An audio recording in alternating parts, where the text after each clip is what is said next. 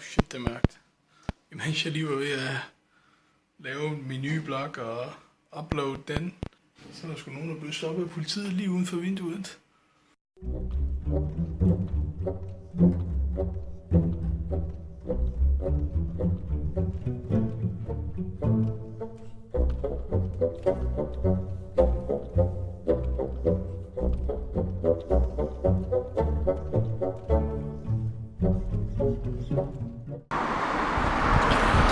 Jo, så er jeg tilbage i København, og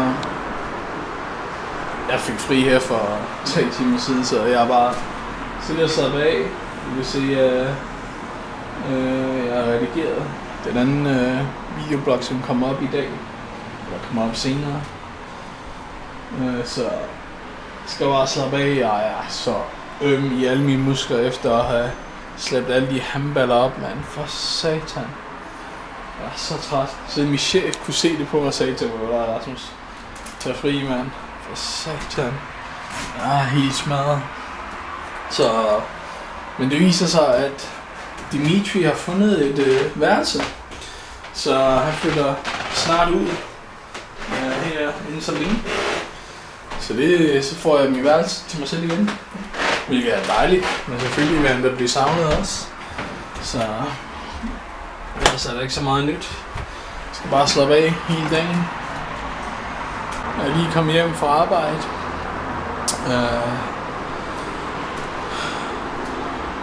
Jeg er ude af pusten. Sveder også, det er helt vildt varmt udenfor. Men nu kan jeg lige slappe af i nogle få minutter. Og så skal jeg har fået nogle billetter af en virksomhed, der hedder Salam Film og Dialog. Det er en virksomhed, der arbejder der, hvor jeg arbejder. Så de gav mig 2 billetter. Desværre kunne jeg ikke finde en ven, der ville med ind og se filmen med mig. Det er inde ved noget, der hedder Cinemateket, som er... Det er en biograf, men det er mere for indie-film, du ved, independent film. Så det er ikke de der store Hollywood-film, så videre, så videre. De er mere nogle kulturelle film. Jeg skal ind og se en film, der hedder The Great, som handler om en frisørsalon i Gaza. Og så oplever man ligesom, hvad menneskerne snakker om i den frisørsalon. Så det bliver spændende. Og eftersom jeg alligevel tager ud, så tror jeg også lige, at jeg vil tage i Forsavn og købe nogle nye strenge til min akustisk guitar her, den er sort. Og måske købe nogle nye strenge til min Martin & Co guitar. Så det bliver spændende.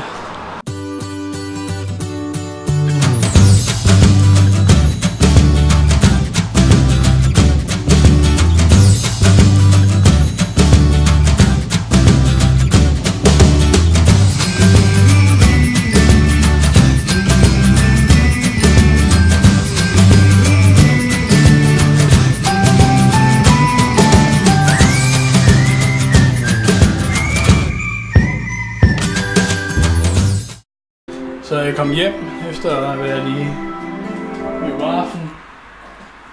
Det var en meget spændende film.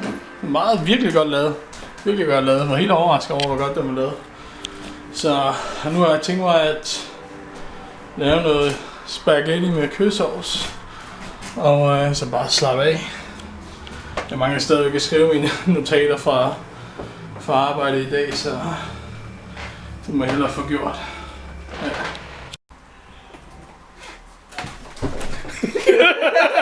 Lille fucker, mand. Det er super pænt, mand.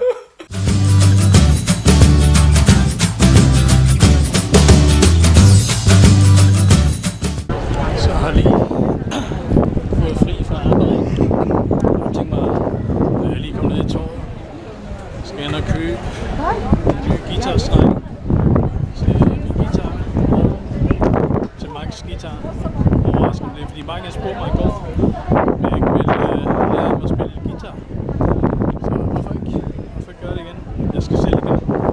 Jeg kommer op på hesten igen nu, har jeg brugt min guitar i flere uger.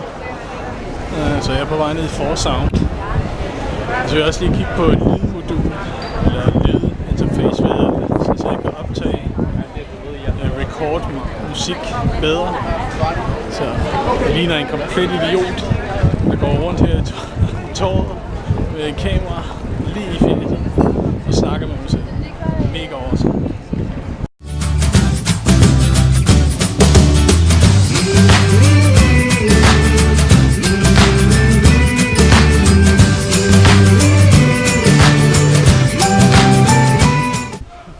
Købt for 410 kroner. Strenge, som er pænt dyrt. Men det er så også gode strenge. De skulle gerne holde i 2-3 år nu. Normalt har vi normalt at købe nu.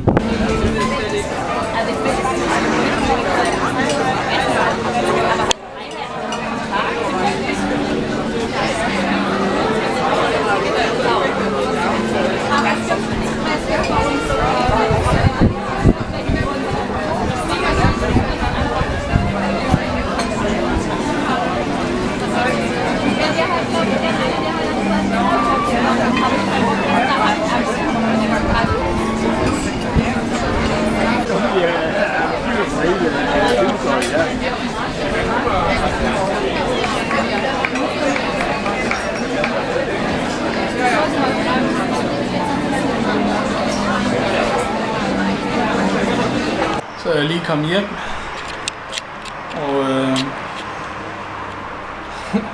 jeg har lige pakket ud alt det jeg har købt, så og nu vil jeg lige rydde lidt op. Dimitri kommer i dag, så jeg tænkte også at drikke nogle øl, slappe lidt af. Men da jeg var nede i byen, så købte jeg det her, der hedder Bean Boozled, som mange YouTubere har spillet. Hvilket er, jeg tænker mig, at efter vi har drukket nogle øl, så vil jeg overraske dem med det her spil her. Men det er simpelthen et spil, hvor du slår den der spin der, og så whatever den lander på, skal du så vælge at spise den. Men her er så the catch, og det er for eksempel, hvis du fik orange, så kan den enten være peach eller bræk. Eller hvis du får den grønne, så kan det enten være lime eller græs. Så er der en her, der er en pære, en lækker pære eller en snoklat. Så jeg er spændt på at smage, hvordan det bliver. Jeg har set nogle YouTubere spille det tæt på at brække sig, så det bliver spændende. I got this game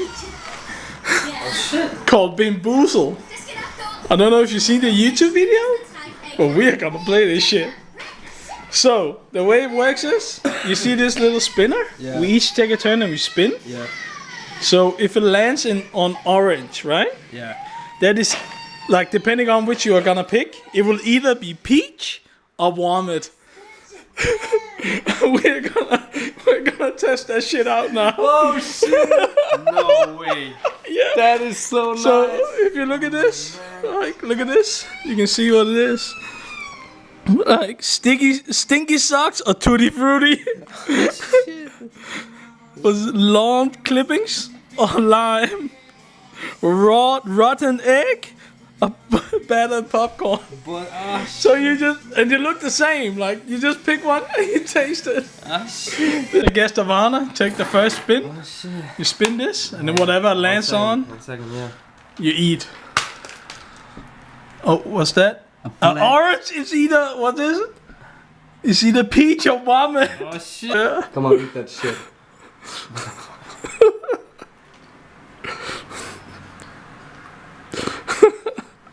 Big.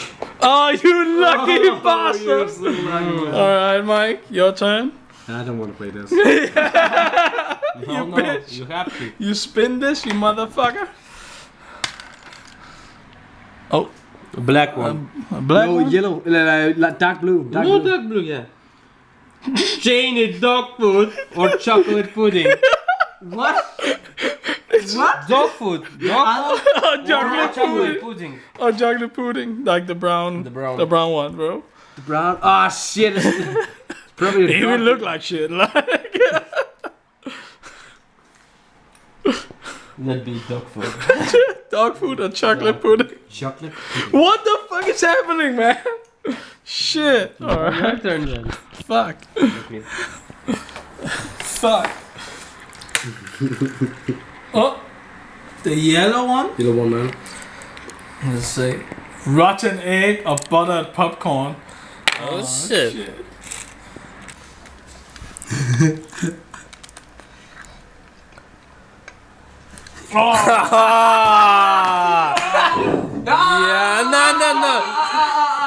Yeah, no.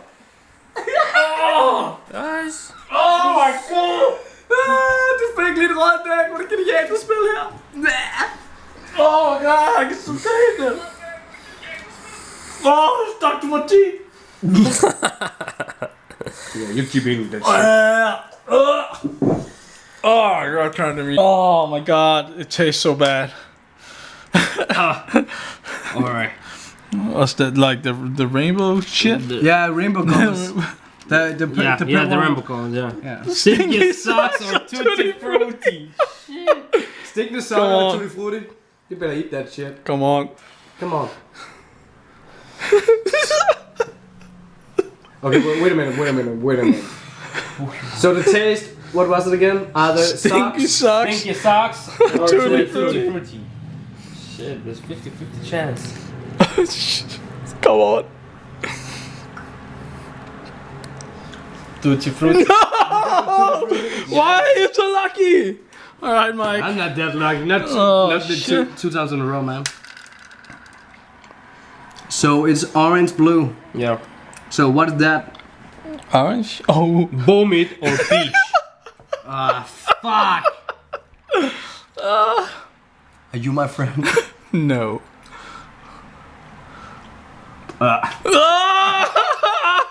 You got vomit? That taste is so. Now do you see why I want to spit it out, you bitch?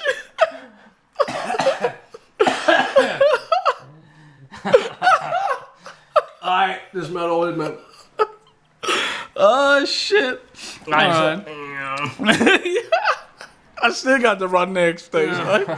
At least it's not vomit. Shit. Alright. Oh fuck. Dog food? Yeah. Chocolate pudding. I love chocolate pudding. I hope this is the pudding.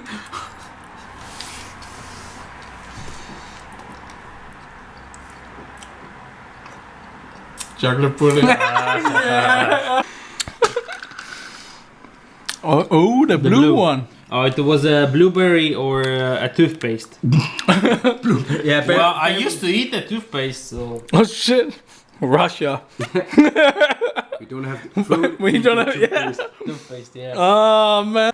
Oh, the rainbow. The dog food. Oh, your stinky socks. Oh, Stinky socks. Tutti Frutti. Fuck, I don't want stinky socks, man.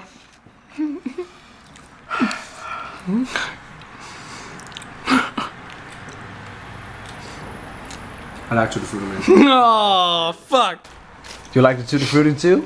I hope so. You can tell me in a minute. Stinky. Stinky. Stinky. Stinky. Come on. I think it's Tutti Frutti. It's not that bad. The stinky socks or the Tutti Frutti? Yeah, that's the question. Get some, man. Oh shit. Alright. Oh, the blue one again. This becomes not interesting. Do you want your toothbrush? Toothpaste again. Not that bad. Yeah. The yellow. Yellow. Rotten eggs or... Rotten eggs or buttered popcorn. Oh, now I see them, yeah. The rotten egg is back.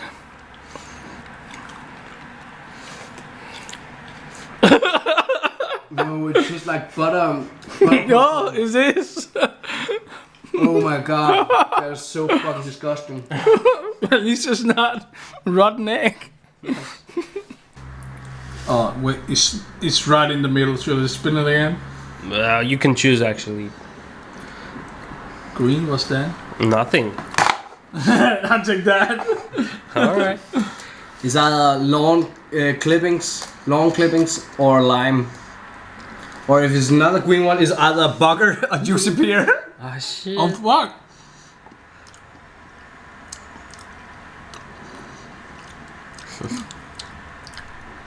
Well, tasted not bad. Tastes funky.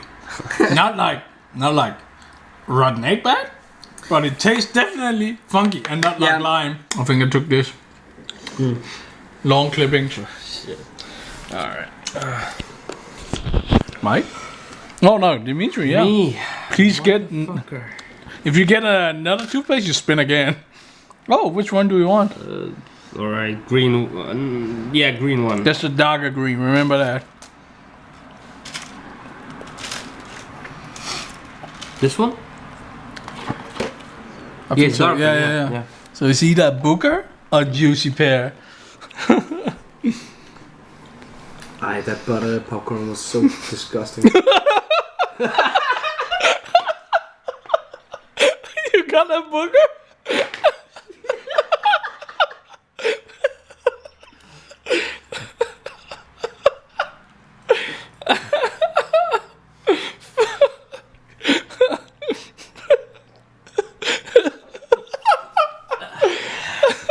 Welcome to our world. Your turn, Mike. I don't know why I want to play this if he's acting like that. When the Russian go down, everybody go down. Oh shit! but You got orange. No, orange. Orange. Vomit or peach? You remember vomit? This one looks filled with fucking vomit. Oh shit! He got it again. He got the vomit again. Man, you puke master? Well, definitely tastes better than raspberry vodka. Oh shit. Oh shit! For camera. Oh shit! Oh shit! Oh, you can't puke off this one. Oh, black? I can take Black. another chocolate pudding. Wish. Hope you get dog food. Dog food. Yummy meatful. Choppy chop.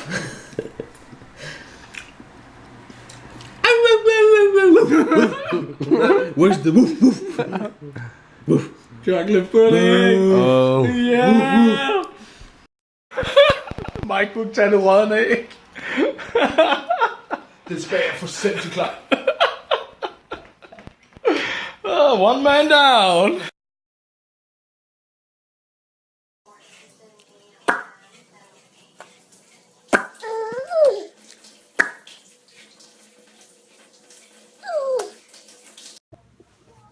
Valentino.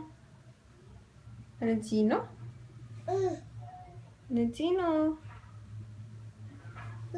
Hvad laver du? Kan du kravle? Mm.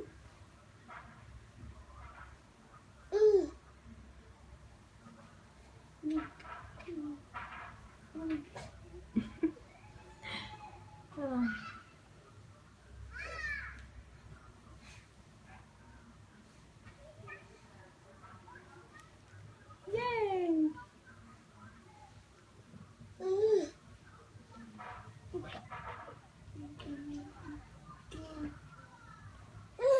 I.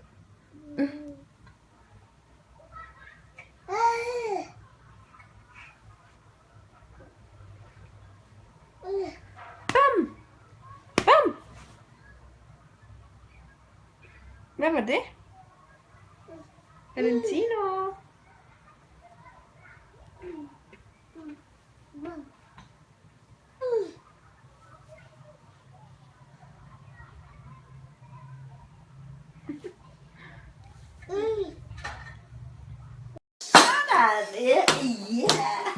Ja. Skal vi spille håndbold? Ja.